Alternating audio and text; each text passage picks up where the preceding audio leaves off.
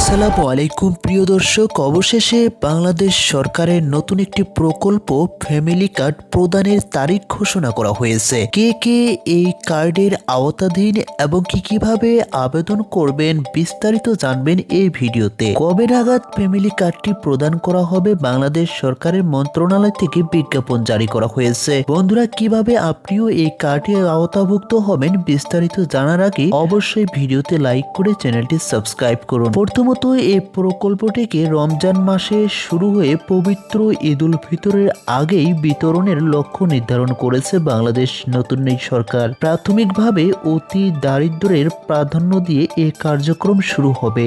এরপর পর্যায়ক্রমে দরিদ্র মধ্যবিত্ত পরিবারগুলোকে কর্মসূচির আওতায় আনা হবে। আপনি যদি একটি ফ্যামিলি কার্ড পান, এই কার্ডে প্রতি মাসে কি ধরনের সুবিধা আপনি পাবেন?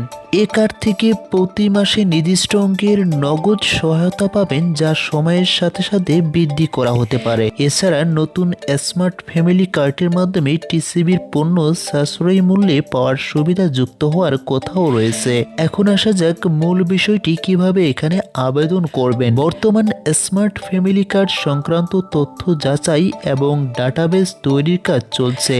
যারা কার্ড পাবেন বা কার্ডের জন্য আবেদনের যোগ্যতা রাখেন, তারা বিস্তারিত তথ্যের জন্য টিসিবি অফিসিয়াল ওয়েবসাইট বা নিজ এলাকার ইউনিয়ন পরিষদ পৌরসভা কার্যালয়ে যোগাযোগ করতে পারেন। সরকারের পরিকল্পনা অনুযায়ী এটি একটি সর্বজনীন কর্মসূচি হিসেবে পর্যায়ক্রমে সারা দেশে সম্প্রসারিত করা হবে। বন্ধুরা, আপনারা কে কে এই কার্ডের সুবিধা ভোগ করতে চান বা কিভাবে আবেদন করবেন, আপনি যদি সে বিষয়েও জানতে চান, অবশ্যই আপনাদের সুন্দর মন্তব্যটি কমেন্টস করুন। পরবর্তী ভিডিওতে আপনাদেরকে বিস্তারিত জানানো হবে সঠিক পর্যায়ে বা সঠিকভাবে কিভাবে আবেদন করবেন।